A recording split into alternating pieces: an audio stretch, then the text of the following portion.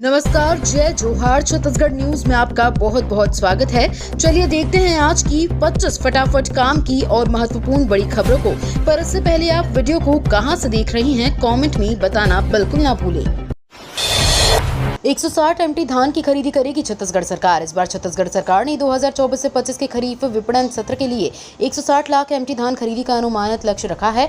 इस बात की जानकारी देते हुए अधिकारियों ने बताया कि चालू खरीफ विपणन सत्र में समर्थन मूल्य पर धान खरीदी और कस्टम मिलिंग की नीति की समीक्षा करने और सुझाव देने के लिए गठित मंत्री परिषद उप समिति की मंत्रालय नया रायपुर में बैठक हुई, जिसमें समर्थन मूल्य पर धान की खरीदी करने का निर्णय लिया गया। राज्य के खाद्य नागरिक आपूर्ति एवं उपभोक्ता संरक्षण मंत्री दयाल दास बघेल की अध्यक्षता में बैठक हुई। राजीव गांधी नहीं, दीनदयाल उपाध्याय। छत्तीसगढ़ में बीजेपी सरकार ने बदला 2 स्कीमों का नाम। छत्तीसगढ़ सरकार ने 2 शहरी प्रशासन योजनाओं का नाम बदल दिया है, जो पहले राजीव गांधी के नाम से जुड़ी थी। इस संबंध में नगरीय प्रशासन विभाग द्वारा 18 सितंबर को आदेश पारित किया गया था। यूएडी द्वारा जारी आदेश के अनुसार राजीव गांधी स्वावलंबन योजना को अब पंडित दीनदयाल उपाध्याय स्वावलंबन योजना के नाम से जाना जाएगा, जबकि राजीव गांधी आजीविका केंद्र योजना का नाम बदलकर पंडित दीनदयाल उपाध्याय आजीविका केंद्र योजना कर दिया गया है। नाम बदलने का ये फैसला छत्तीसगढ़ में सरकारी योजनाओं के नामकरण को लेकर चल रही राजनीतिक बहस के बीच आया है। मुख्यमंत्री साय ने की बड़ी घोषणा। छत्तीसगढ़ में खादी वस्त्रों की खरीद पर मिलेगी 25% की बड़ी छूट। मुख्यमंत्री विष्णुदेव साय ने गांधी जयंती के अवसर पर ये बड़ी घोषणाएं की। मुख्यमंत्री राजधानी रायपुर के पंडित दीनदयाल उपाध्याय ऑडिटोरियम में आयोजित खादी एवं ग्रामोद्योग विभाग की प्रदर्शनी का अवलोकन करने के बाद पत्रकार वार्ता को संबोधित कर रहे थे। मुख्यमंत्री ने इस दौरान स्थानीय बुनकरों द्वारा तैयार गोदना आर्ट वाली कोसा की साड़ी भी खरीदी।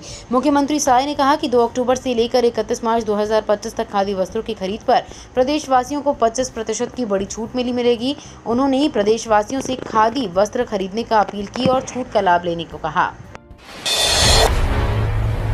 स्वच्छता अभियान ने राज्य में जन आंदोलन का लिया रूप। मुख्यमंत्री बोले, छत्तीसगढ़ में स्वच्छता पर हो रहे बेहतर कार्य। प्रधानमंत्री श्री नरेंद्र मोदी ने स्वच्छता को प्रोत्साहित करने हेतु 15 अगस्त 2024 को लाल किले की प्राचीर से सभी को स्वच्छता संकल्प दिलाया था। उन्होंने कहा कि प्रधानमंत्री के आह्वान और स्वच्छता अभियान से हम सभी को गली चौराहे, मोहल्ले, स्कूल, कार्यालय, सार्वजनिक स्थलों को स्वच्छ रखने के लिए प्रेरणा मिली। स्वच्छता अभियान ने पूरे प्रदेश में जन आंदोलन का स्वरूप ले लिया है। छत्तीसगढ़ को सुंदर एवं स्वच्छ बनाना हम सभी का नैतिक कर्तव्य है। मुख्यमंत्री ने आगे कहा कि स्वच्छता को हम सभी को अपनी आदत में शामिल करने की जरूरत है। दुर्ग से नागपुर के बीच दौड़ेगी छत्तीसगढ़ की पहली वंदे भारत। वंदे भारत के बाद अब दुर्ग से नागपुर के बीच वंदे मेट्रो ट्रेन चलाने की तैयारी रेलवे बोर्ड ने की है। रेल मंडल की ओर से इसकी तैयारी की जा रही है। रेलवे के अधिकारियों ने बताया कि रायपुर से दुर्ग होते हुए जबलपुर तक वंदे भारत एक्सप्रेस और दुर्ग रायपुर अभनपुर मेट्रो ट्रेन दौड़ेगी। इसका परिचालन बहुत नवंबर या दिसंबर में किया जाएगा। इसके लिए सर्वे का काम पूरा किया जा चुका है। इन ट्रेनों के परिचालन में आने पर जीएसटी और अन्य टैक्स जोड़कर कुल किराया 386 रुपये या इसके आसपास हो सकता है। दुर्ग से बेमेतरा के बीच जल्द चलेंगी सिटी बस। परिवहन अधिकारी को तैयारी के निर्देश। दुर्ग से रसमड़ा और दुर्ग से बेमेतरा के बीच नई बसें चलाई जाएंगी। कलेक्टर ऋचा प्रकाश चौधरी ने टीएल की बैठक में जिला परिवहन अधिकारी को इसकी तैयारी के निर्देश दिए। फिलहाल दुर्ग और रायपुर एयरपोर्ट के साथ दुर्ग रेलवे स्टेशन से 4 मार्गों पर बसें चलाई जा रही हैं। ग्रामीण इलाकों को शहरों से जोड़ने और सस्ते दर पर आवागमन के लिए साल 2015 में अर्बन ट्रांसपोर्ट योजना शुरू की गई। इसके तहत दुर्ग भिलाई अर्बन सोसाइटी गठन कर सिटी बसों का संचालन शुरू किया गया। दुर्ग भिलाई में 130 करोड़ की लागत से 115 बसों के संचालन का लक्ष्य था, लेकिन 70 बसें ही मिल पाईं। नवरात्रि पर भक्तों को बड़ी राहत। डोंगरगढ़ में फिर शुरू हुआ रूप। जिले में आज से 12 अक्टूबर तक नवरात्र पर आस्था का मेला लगेगा। डोंगरगढ़ स्थित मां बमलेश्वरी देवी के मंदिर में श्रद्धालुओं की भीड़ उमड़ेगी। पदयात्रियों के लिए जगह जगह सेवा पंडाल लगाए जाएंगे। सुरक्षा के लिए पुलिस जवानों के साथ ही चिकित्सा टीम तैनात रहेगी। रायपुर की ओर से आने वाले पदयात्री अंजोरा के पास से एक साइड पर चलेंगे। रायपुर नाका के पास पैदल चलते हुए पदयात्री रूट में डाइवर्ट होंगे। इधर अपर कलेक्टर सीएल मारकंडे ने मां बमलेश्वरी देवी मंदिर डोंगरगढ़ में 3 से 12 अक्टूबर तक चलने वाली कुंवार नवरात्रि मेला पर्व की तैयारी का निरीक्षण किया। गरबा में फिल्मी गाने बैन नहीं चलेगी अश्लीलता, हाई कोर्ट ने जारी की गाइडलाइन। एसपी दफ्तर में नवरात्रि को लेकर महत्वपूर्ण बैठक हुई। इसमें जिले के सभी दुर्गा पंडाल अध्यक्षों और गरबा डांडिया समितियों को बुलाया गया। इस दौरान आपसी सौहार्द, कानून और शांति व्यवस्था बनाए रखने के लिए चर्चा हुई। एएसपी ने इस दौरान समितियों के लिए दुर्गोत्सव को लेकर आवश्यक निर्देश जारी करते हुए कहा, त्योहारों के दौरान कानून व्यवस्था बनाए रखना सर्वोच्च प्राथमिकता है। इसमें सभी को सहयोग करना होगा। आयोजन समितियों से कहा गया कि धार्मिक आयोजन में किसी भी प्रकार के अभद्र, फूहड़, फिल्मी गानों व नृत्य का प्रदर्शन नहीं किया जाएगा। सीएम विष्णुदेव साय ने बलरामपुर रामानुजगंज जिले को दी करोड़ों के विकास कार्यों की सौगात। मुख्यमंत्री विष्णुदेव साय द्वारा बलरामपुर जिले के राजपुर में आयोजित धरती आबा जनजातीय ग्राम उत्कृष्ट अभियान के शुभारंभ कार्यक्रम में 152 करोड़ 60 लाख रुपए की लागत के 108 विकास कार्यों का भूमि पूजन, शिलान्यास एवं लोकार्पण किया गया। उन्होंने जिलेवासियों को विकास कार्यों के लिए शुभकामनाएं दी। विकास कार्यों में 97,57,000 रुपए के 5 कार्यों का लोकार्पण तथा 191 करोड़ 63 लाख रुपए के 103 कार्यों का भूमि पूजन शामिल हैं। लोकार्पण कार्यों के अंतर्गत छत्तीसगढ़ मेडिकल सर्विसेज कॉर्पोरेशन के 97,57,000 रुपए के 5 निर्माण कार्य हैं। पीएम मोदी ने भटगांव जल प्रदाय योजना का किया शिलान्यास। प्रधानमंत्री नरेंद्र मोदी ने गांधी जयंती पर नई दिल्ली के विज्ञान भवन से वीडियो कॉन्फ्रेंसिंग के माध्यम से सूरजपुर जिले के भटगांव नगर पंचायत के लिए 56 करोड़ 78 लाख रुपए की लागत की जल प्रदाय योजना का शिलान्यास किया। अमृत मिशन 2.0 के तहत स्वीकृत इस जल प्रदाय योजना का काम अगले 2 वर्षों में पूर्ण होगा। उप मुख्यमंत्री तथा नगरीय प्रशासन एवं विकास अरुण साव बिलासपुर से नई दिल्ली और भटगांव से आयोजित कार्यक्रमों में वर्चुअली शामिल हुए। कांग्रेस देश को गुमराह कर रही, बोली राजनाथ सिंह। रक्षा मंत्री राजनाथ सिंह ने कांग्रेस पर निशाना साधा है। उन्होंने कहा, कांग्रेस अग्निवीर योजना को लेकर देश को गुमराह कर रही है। कांग्रेस ने एक बड़ा झूठ बोला है कि अग्निवीरों के परिवारों को कुछ नहीं मिलता। झूठ बोलने का इससे बड़ा कोई और उदाहरण नहीं है। कांग्रेस सिर्फ झूठ बोलकर राजनीति कर रही है। डिप्टी सीएम अरुण साव ने बिलासपुर को 65 करोड़ के विकास कार्यों की देंगे सौगात। उप मुख्यमंत्री नगरीय प्रशासन एवं विकास तथा बिलासपुर जिले के प्रभारी मंत्री अरुण साव नगर निगम द्वारा किए जाने वाले 64 करोड़ 96 लाख रुपए के विकास कार्यों का भूमि पूजन और लोकार्पण करेंगे। इनमें बिलासपुर नगर निगम सीमा में शामिल 9 नए क्षेत्रों में 33 करोड़ 66 लाख 38 हजार रुपए की लागत के जल आवर्धन योजनाएं भी शामिल हैं। नए वार्डों में जल आवर्धन के कार्य से वहां के रहवासियों को शुद्ध पेयजल उपलब्ध होगा और पानी की समस्या से मुक्ति मिलेगी। आंगनवाड़ी कार्यकर्ता और सहायिका भर्ती। महिला एवं बाल विकास विभाग परियोजना अंतर्गत आंगनवाड़ी केंद्रों के लिए आंगनवाड़ी सहायिका कार्यकर्ता के पद पर नियुक्ति की जानी है। नियुक्ति हेतु आवेदन 7 अक्टूबर से 21 अक्टूबर 2024 तक एकीकृत बाल विकास परियोजना कार्यालय भिलाई 1 में सीधी अथवा पंजीकृत डाक से कार्यालयीय समय सुबह 10 बजे से शाम 5:30 बजे तक जमा किया जा सकता है। आंगनवाड़ी केंद्र नेवई भाठा 5 उड़िया पारा वार्ड क्रमांक 32 में आंगनवाड़ी कार्यकर्ता एवं नेवई भाठा 4 वार्ड क्रमांक 33 में आंगनवाड़ी सहायिका की भर्ती की जानी है। उन्नत ग्राम अभियान से छत्तीसगढ़ के 6000 ट्राइबल विलेजेस का होगा कायाकल्प। छत्तीसगढ़ के उन्नत ग्राम अभियान के तहत 32% जनजातीय आबादी वाले 6000 से ज्यादा गांव को उन्नत सिविक अमेनिटीज मिलेगी।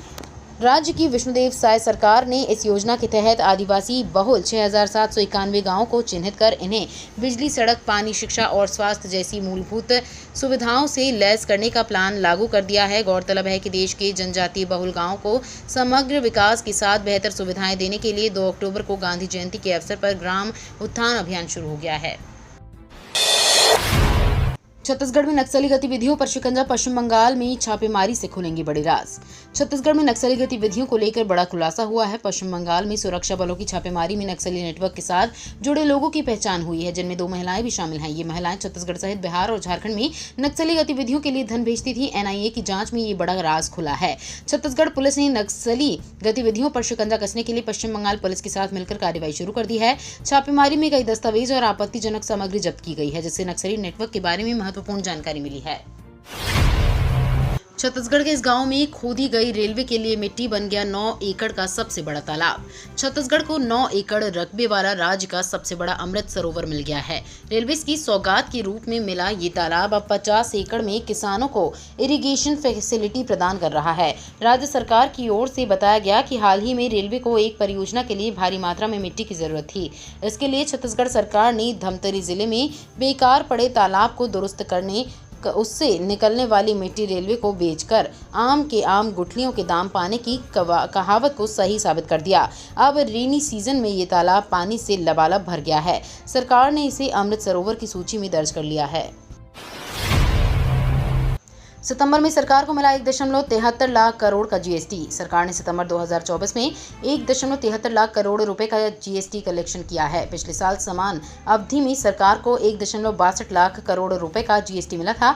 ऐसे में सालाना आधार पर जीएसटी कलेक्शन में 6.5% की बढ़ोतरी हुई है। अगस्त 2024 में सरकार ने 1.75 लाख करोड़ रुपए का जीएसटी कलेक्शन किया था। ऐसे में मासिक आधार पर इसमें गिरावट आई है। सितंबर में 1.49 लाख इलेक्ट्रिक व्हीकल बिके। भारत में सितंबर 2024 में 1.49 लाख इलेक्ट्रिक व्हीकल बिके हैं, जबकि सितंबर 2023 में 1.19 लाख ईवी बेची गई थी। इस तरह सभी तरह की ईवी की बिक्री में सालाना आधार पर 25% की तेजी देखने को मिली है। सितंबर में बेचे गए 1.49 लाख इलेक्ट्रिक व्हीकल्स में 88,000 टू व्हीलर शामिल है। इलेक्ट्रिक कारों की बिक्री का आंकड़ा घटा है। नई औद्योगिक नीति का ड्राफ्ट तैयार, एयरपोर्ट के पास डिफेंस को जमीन, जिलों में इंडस्ट्रियल पार्क। प्रदेश की नई औद्योगिक नीति का ड्राफ्ट तैयार हो गया है। छत्तीसगढ़ भी पड़ोसी राज्यों मध्य प्रदेश व उत्तर प्रदेश की तर्ज पर निवेशकों को 30% तक छूट देने जा रहा है। निवेशकों को आकर्षित करने के लिए रीइंबर्समेंट पैकेज को भी आकर्षक बनाया गया है। नई नीति में textile, IT services, AI, defence, food processing, pharmaceuticals और लॉजिस्टिक्स को प्राथमिकता क्षेत्र में रखा गया है। सरकार इनको विशेष पैकेज देगी। रायपुर और बिलासपुर एयरपोर्ट के पास डिफेंस सेक्टर के लिए जमीन देने और हर जिले में इंडस्ट्रियल पार्क खोलने की भी योजना है। फिलहाल राज्य में 52 इंडस्ट्रियल पार्क हैं। 3000 शिक्षकों की खुलने वाली है किस्मत, प्रमोशन की लिस्ट तैयार। शिक्षा विभाग में प्रमोशन की प्रक्रिया की तैयारी तेज हो गई है। विभाग ने 150 शिक्षकों की प्रमोशन के लिए आवश्यक तैयारी पूरी कर ली है और इस संबंध में अब वरिष्ठ सूची भी तैयार की गई है, जिसमें 3000 शिक्षकों के नाम शामिल हैं। इस प्रमोशन प्रक्रिया में सहायक शिक्षकों को प्रधान पाठक प्राइमरी स्कूल के पद पर पदोन्नति दी जाएगी। प्रमोशन के लिए जो शिक्षकों को चुना जाएगा उन्हें उनके कार्य के अनुभव, प्रदर्शन और उपलब्धियों के आधार पर पदोन्नति किया जाएगा।